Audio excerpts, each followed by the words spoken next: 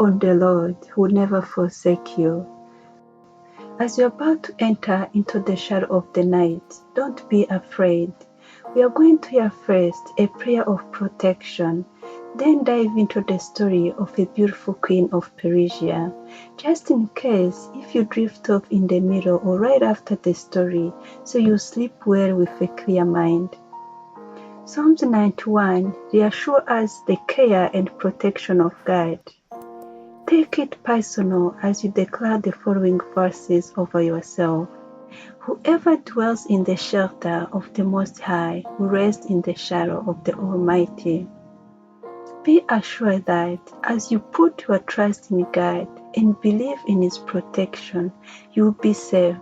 See all your surroundings through the eyes of God's unwavering care, not through the fear of the worldly threats. Trust in the Lord and proclaim that, "You are my refuge and my fortress, my God in whom I trust." Surely He will save you from the fowler's snare and from the deadly pestilence.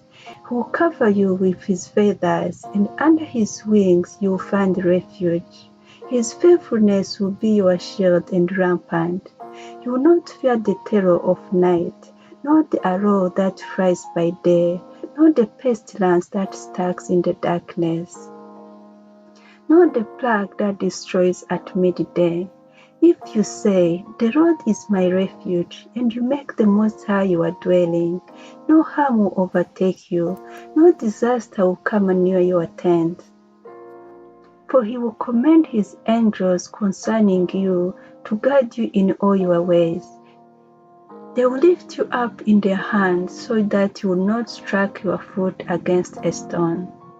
Grasp more on these last verses as God declares, because you love Him. If you do, He will rescue you, He will protect you, for you acknowledge His name. When you call on Him, He will answer you. He will be with you in trouble. He will deliver you and honor you. With long life, God will satisfy you and show you His salvation. Besides nighttime, you can always meditate on Psalms 91 as a prayer of protection over yourself and over all your loved ones.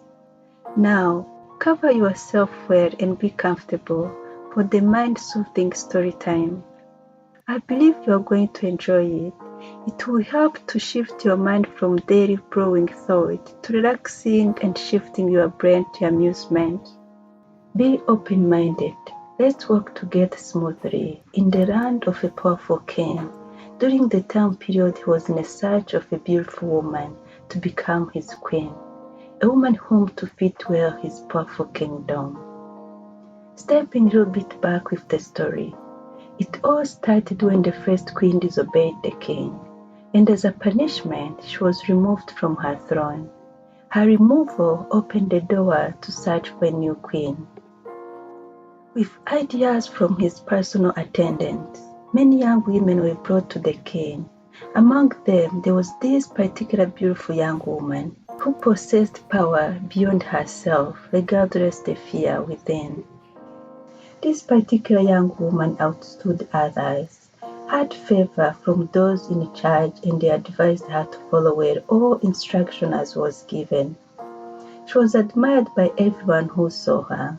She was taken to the king at the royal palace in the early winter of the 7th year of his reign. The king loved her more than any of the other young women. He was so delighted with her that he set the royal crown on her head and declared her his queen right then. The time they nominated her to become the queen, those at the royal palace had no idea about her family background. She was nominated for her courage and determination, regardless of her inside fears. Sadly, her parents had died when she was still young, but by God's divine purpose, she was adopted by her cousin, who worked as one of the palace officials at Kingsgate. That man brought her into his family and raised her as his own daughter. That became her doorway to be included in the young women who were selected to be presented to the king, and the door to become a queen of a powerful king, and then a door to save God's people. What the enemy meant for evil, God turned it into good. That beautiful young woman who attracted the king's eye is whom we now know as Queen Ester. The king is King Ahasuerus of Persia, also called Xerxes. And that cousin who adopted Esther is a Jewish man called Mordecai, who guided her through all that journey. Mordecai, as one of the palace officials at the king's gate, every day he used to take a walk near the courtyard of the harem to find out about her cousin, Queen Esther, and what was happening to her. One day, as Mordecai was on duty at the king's gate, he heard about the assassination plan against the king, and reported that information to Queen Esther, who told the king. Once the king found out it was true, that brought more favor to Queen Esther, winning the heart of the king more closer to hers. For that act, Mordecai's name was recorded in the king's chronicles as the one who took action to protect the king's life. One officer above all others beside the king did not like Mordecai, because Mordecai declared that he cannot bow down to him or anyone else but the God of Israel.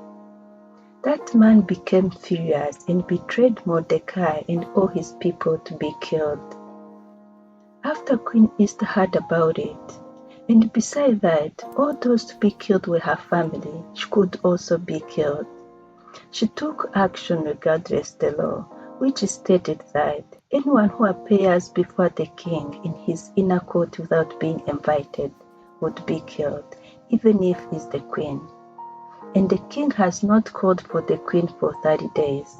That time, Queen's uncle Mordecai encouraged her, saying, "Who knows if perhaps you were made queen for just such a time as this?" The queen told him, "Go and fast for me. I will do the same with my maids. After these 3 days, I will go in to see the king, though it's against the law. If I must die, then will be it." On the 3rd day of the fast, Esther put on her royal robes and entered the inner court of the palace, just across from the king's hall. The king was sitting on his royal throne, facing the entrance. When he saw Queen Esther standing there in the inner court, he welcomed her. Esther approached. Then the king asked her, "What do you want, Queen Esther? What is your request? I will give it to you, even if it's half the kingdom." Esther replied, "If it pleases the king, let the king and his high chief officer come to a banquet I'll prepare for the king." The king accepted. With his high chief officer, they took dinner Queen had prepared for the next 2 days. On the 2nd day, while they were drinking wine, the king again asked Esther, "Tell me what you want, Queen Esther. What is your request? I will give it to you, even if it's half the kingdom." Queen Esther replied, "If I have found favor with the king, and if it pleases the king to grant my request, I ask that my life and the lives of my people be spared, as they have been sought to be killed." "Who would do such a thing?" the king demanded. "Who would be so presumptuous as to touch you?" Queen Esther replied, "This wicked man on your side." The king was very upset to hear that and stood up with great anger and went outside. That information resulted in the death of that man. After all, Queen Esther with his uncle Mordecai the Jew, with the authority they were given by the king, they sent out letters wishing peace and security to their people, the Jews in that king's empire. I pray that you don't only enjoy the story, but also learn about the power of the Most High God, and turn back to this message to remind you about the power only found in the protection wing of God. If you're not subscribed to this channel yet, please do now to easily see the messages as soon as posted, or to go back to previous ones for an uplifting moment. May this message increase your belief in the power of the Most High God and His timing, the God who protects His, brings down those who dissolve it and exalt the righteous.